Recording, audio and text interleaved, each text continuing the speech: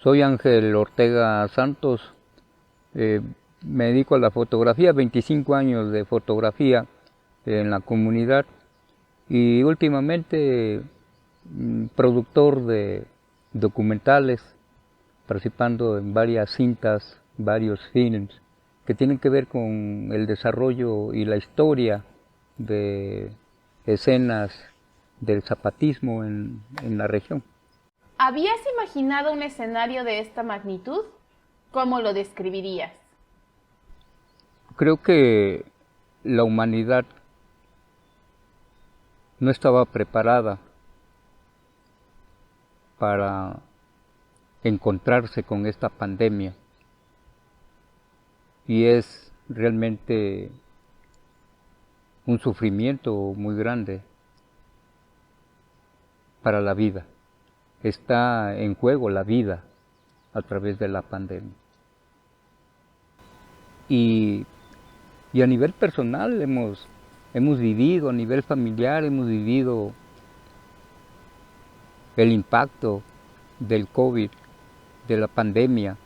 La hemos sentido en casa, la hemos sentido a un lado con el vecino, con los amigos. Esto realmente se vive situaciones muy adversas, sobre todo cuando como promotores culturales estamos muy acostumbrados a relacionarnos, a vincularnos, a hacer reflexiones colectivas y esto llega y te impacta, tiene un impacto fuerte a nivel personal. Sin embargo, el asunto de la moral a través de un principio que es la cultura y que es el arte, y que usas una serie de metodologías que te permiten fortalecerte en lo interno, en lo moral, con la esperanza de la vida, con la esperanza de que un día puedas volver a caminar y a visionar muchas esperanzas, ¿no? ¿Cómo has vivido y vives la pandemia a nivel personal y profesional? ¿Qué cambios han ocurrido y cómo los has enfrentado? Te pone así como en una situación realmente tanto de espera y de cuidado, que aunque a mí me inviten a Jonacatepe, a Tepalcingo, a hacer algún trabajo, no puedes por ese cuidado, y sobre todo cuando observas que en algunas localidades se desarrolla con mayor rapidez la pandemia, ¿no? Entonces, ya vimos tantos casos de situaciones incluyendo a la gente que trabaja en el medio artístico, ¿no? Alguna presentación y todo eso, eso también a nosotros nos pegó y nos sigue pegando, y en lo personal, estos 2 años yo siento que se han reducido dramáticamente pues el asunto del ingreso para la familia, ¿no?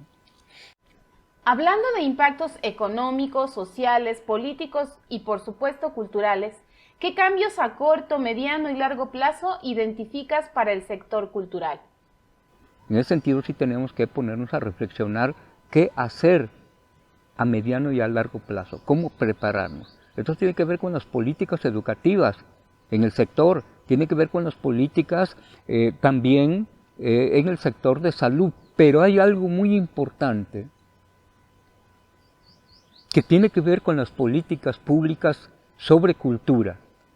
Solamente los países y los pueblos que tienen un fortalecimiento fuerte a nivel de arte y cultura están como en condiciones de enfrentar esta pandemia. Los que no, la desesperanza los está matando. Es muy fuerte este asunto de la pandemia pues en Morelos, en nuestro estado, ¿no? En nuestro país también.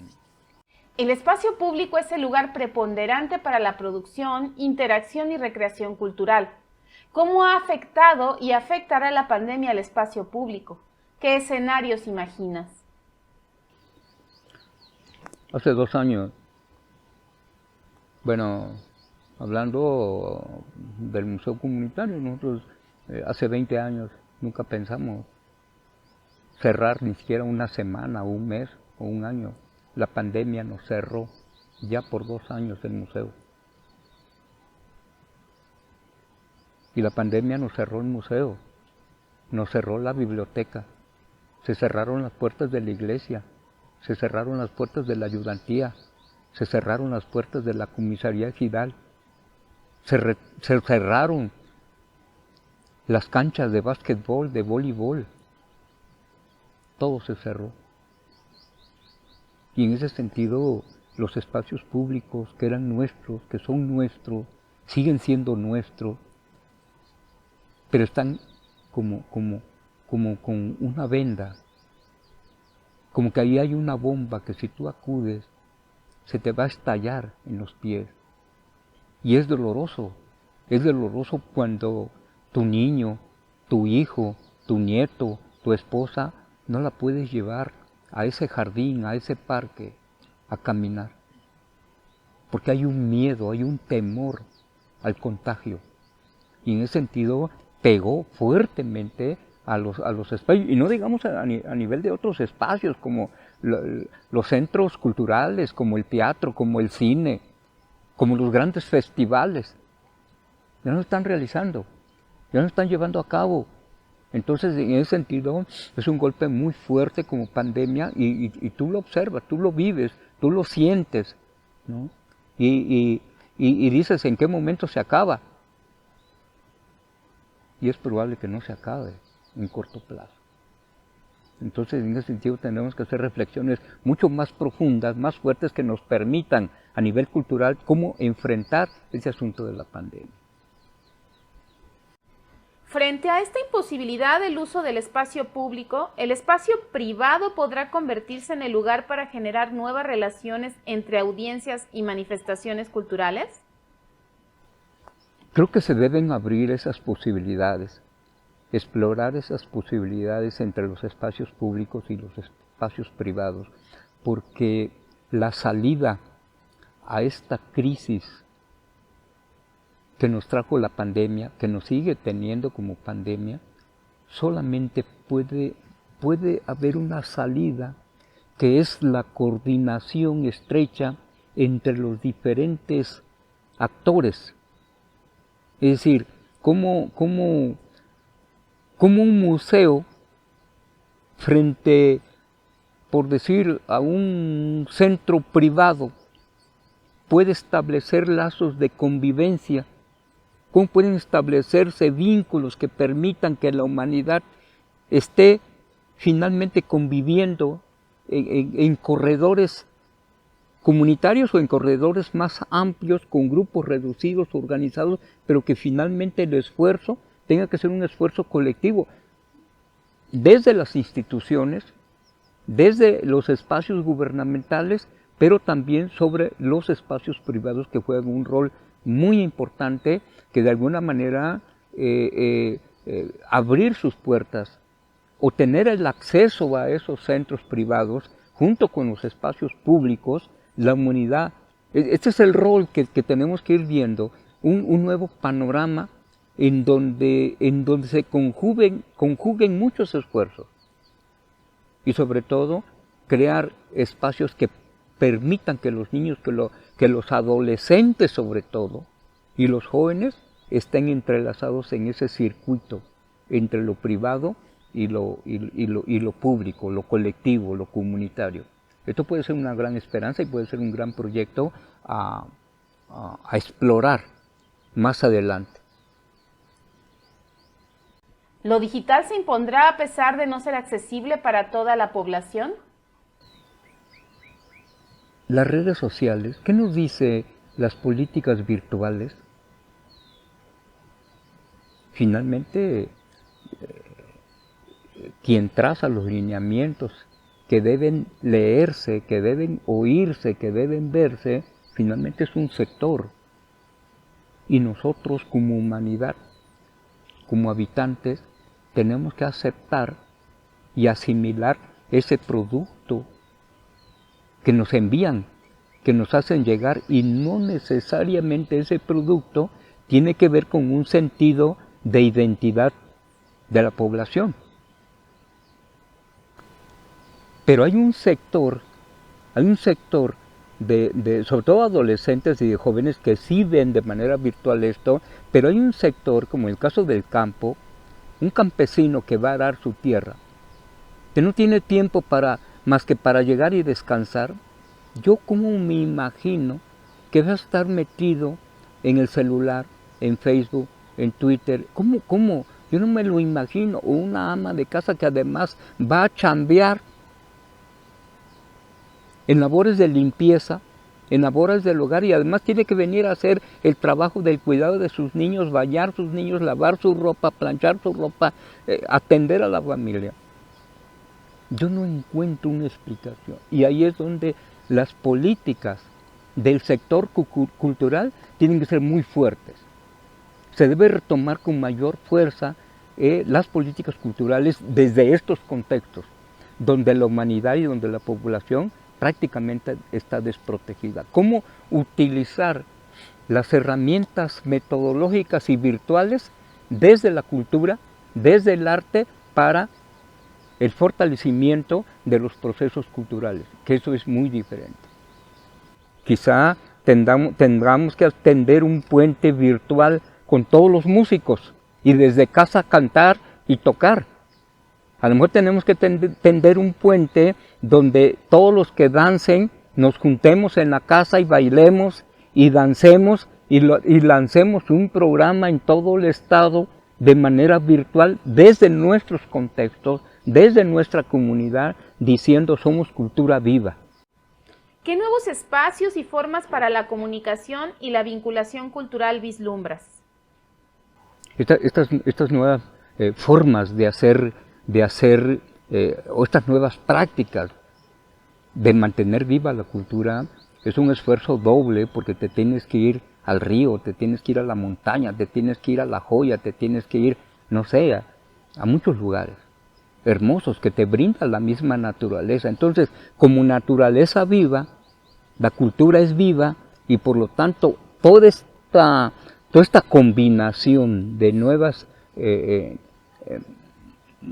centros, de nuevos lugares, de nuevos espacios, se pueden llevar a escenarios virtuales muy poderosos, muy ambiciosos a mediano plazo. Y esto es fundamental. Ahí yo hablaba, igual remarco la necesidad del periódico, la necesidad de que se crean redes virtuales en función de lo que tú haces. Si alguien canta, vamos a crear una red virtual que nos permita trabajar desde casa. Si yo trabajo escultura, haré escultura desde mi casa, pero esto es un esfuerzo muy fuerte que tiene que estar coordinado, que requiere financiamiento para que esto también funcione, que requiere gente que esté como haciendo este tipo de labor de cohesionar, de coordinar para la producción y para la difusión de estos grandes materiales. Pero la pandemia finalmente nos alimenta con otras reflexiones. Nos pone al descubierto debilidades y nos pone al descubierto nuestras fortalezas que tenemos como humanidad, como pueblos originarios, como habitantes de Morelos. Esa es la grandeza también que aporta la pandemia, que nos hace descubrir, que nos hace visionar desde otros ángulos, otros contextos, para fortalecer la cultura, pero para fortalecer la identidad y la cohesión social. En todo el país, el impacto económico de la pandemia está siendo demoledor. Hablando del estado de Morelos, ¿qué alternativas propones ante la precarización del sector cultural? Es que si en el pasado no se entendió, hoy debe entenderse que las políticas públicas culturales deben cambiarse, dirigidas hacia la humanidad, dirigidas hacia la población. Y deben ser miles y millones de pesos que se deben destinar a la educación, a la cultura, a las artes. Y si son grupos reducidos y espacios reducidos, ¿qué importa? Si hay que crear 7 centros culturales en una comunidad en lugar de uno, donde iban 100, y ahora pueden ir 10 o 20 con maestros capacitados. Pues hay que invertirle. Esas son las nuevas exigencias que tenemos ante una pandemia que nos pone retos mucho más fuertes. ¿Cómo afecta y afectará la pandemia en el desarrollo cultural de las comunidades? Yo creo que la afectación directa la podemos observar a través de, por un lado, la baja información que existe hacia las comunidades, pero por otro lado, como una comunidad antes de la pandemia se presentaba en Cuernavaca, en la Ciudad de México, en Puebla, en cualquier otro municipio, a través de sus expresiones artísticas, y ahora ya no puede. Anteriormente, un promotor cultural tenía herramientas metodológicas que compartir, tenía talleres artísticos que llevar a otras comunidades, y ahora ya no es posible, ahora se reduce a su núcleo, o finalmente a dedicarse a otras actividades que no sean en espacios públicos, que ya no sea presencial. Entonces, toda esta actividad viene haciendo una reducción, a tal grado que la actividad fundamental, cultural, abierta, pública, se reduce a otros ámbitos, de otros núcleos, a otras formas, ¿no? A lo mejor alguien que hacía promoción de festivales anual o de fiesta patronal, ahora es carpintero, ahora es albañil, ahora es ayudante de herrero. Lo comunitario es colectivo, es interacción en el espacio común. ¿Qué alternativas de reunión de creación colectiva vislumbras frente al contexto actual? Entonces, esas tradiciones, esas herramientas de poder de los pueblos por hacer frente al individualismo o a los grandes proyectos neoliberales que tienen que ver con que pues yo te pago y tú haz esto, ¿no? Y si no te pago, pues entonces la gente ya no puede hacer nada. Le pega, ¿no? La pandemia le pega a estas formas de organización, estas formas de comunicación, estas formas de interactuar en las comunidades. Sin embargo, yo creo que cuando nosotros hablamos que debe seguirse fortaleciendo el movimiento artístico, el movimiento cultural, es en ese sentido, ¿no? Que los pueblos vayan retomando todos estos valores que tienen los pueblos ancestralmente y que lo sigan practicando en grupos reducidos. Ahora los espacios públicos, los espacios privados deben servirnos para eso, para la reflexión, la planeación, la organización y la proyección de todas las actividades. En el caso de las comunidades, yo creo que estos espacios verdes, estos espacios naturales tienen que jugar ese rol, ¿no? de poder agruparse y poder impulsar esta vida comunitaria, ¿no? ¿Qué papel tendrán ahora los y las gestoras culturales para promover el desarrollo cultural comunitario en estas condiciones? Yo creo que un papel, híjole,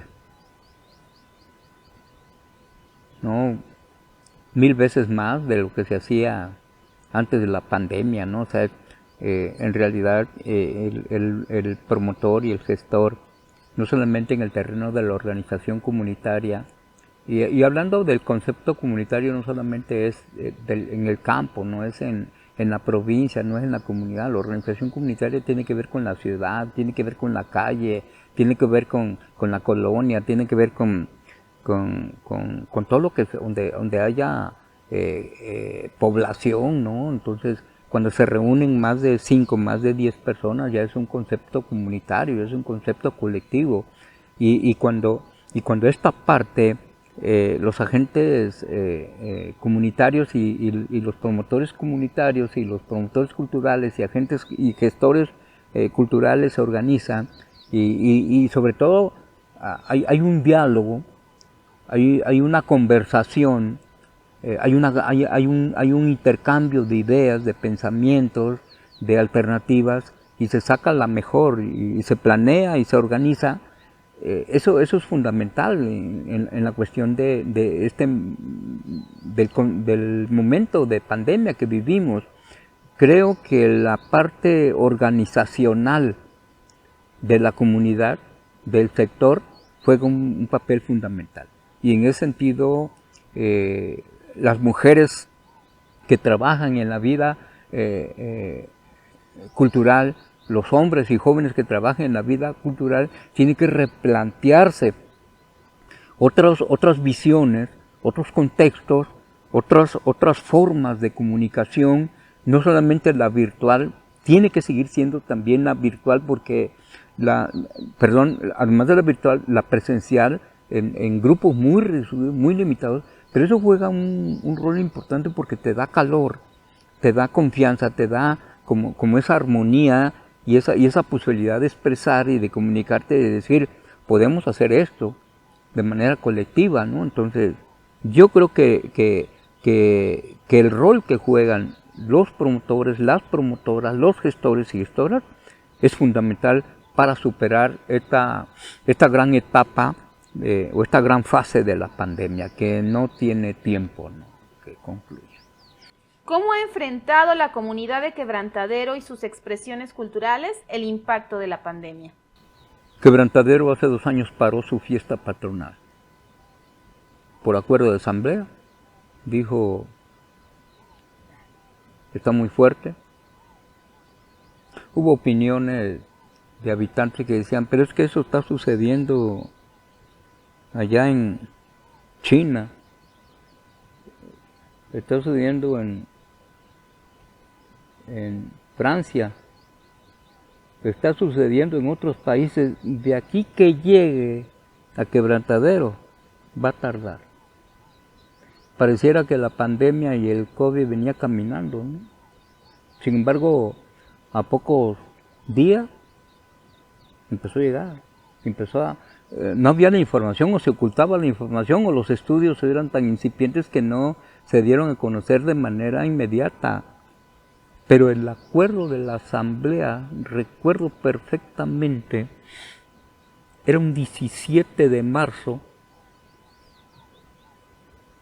por acuerdo de asamblea se dijo, se va a hacer la fiesta patronal en honor a San José, misa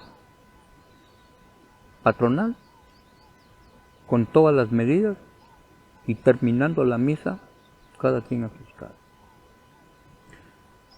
Eso fue una medida y que no habría mayores actividades públicas, no habría otra asamblea general, y nosotros al día siguiente, como museo comunitario, pusimos un módulo de información de lo que implicaba el COVID, empezamos a reunir información que estaba ya circulando a nivel internacional, y teníamos posibilidades de donar mascarillas, cubrebocas, guantes, gel, y se lo dimos a las personas. Y mucha gente dice, ay, ¿yo para qué si esto no nos va a servir? Sin embargo, fueron las primeras medidas preventivas. Empezamos a hacer público este asunto de toda la posibilidad que tenía el hecho de resguardarnos, y funcionó, ¿no? Porque hubo una conciencia muy fuerte. Yo creo que el párroco también como que ayudó mucho en las misas, tomó conciencia y dijo, se van a parar las misas, no las misas. Y se cerró la iglesia, y se cerró todo, ¿no? Fue una medida preventiva, cerró biblioteca, museo comunitario, todas las oficinas se cerraron. Pero algo importante, se dejaron de hacer festividades abiertas, ¿no?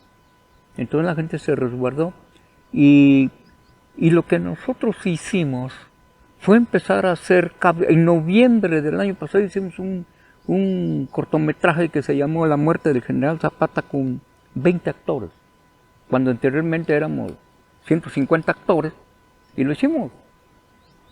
Y grabamos en varios lugares y lo lanzamos. Y hace como un mes, en plena pandemia, hicimos 14 cápsulas de los 14 grupos que hay en Quebrantadero, cada quien con sus horarios, sus días, sus espacios. Y bueno, sentimos que no ha salido tan mal. Estamos ya próximos a que Quebrantadero lance estas cápsulas culturales y artísticas para el mundo. Quiero agradecerle a Bárbara Martínez Moreno, a Sinaí Arce, esta entrevista, esta posibilidad de compartirles esta reflexión. Pues somos teatro campesino, somos gente del campo, somos gente no profesional ni académica, pero tratamos de platicar y de conversar y de decir una opinión, ¿no? Un punto de vista que finalmente pueda tocar corazones, ¿no? A nuestros Morelos que lo queremos, ¿no? A las madres, a los jóvenes, a los señores, ¿no? Y también a las instituciones, ¿no? Que recapaciten,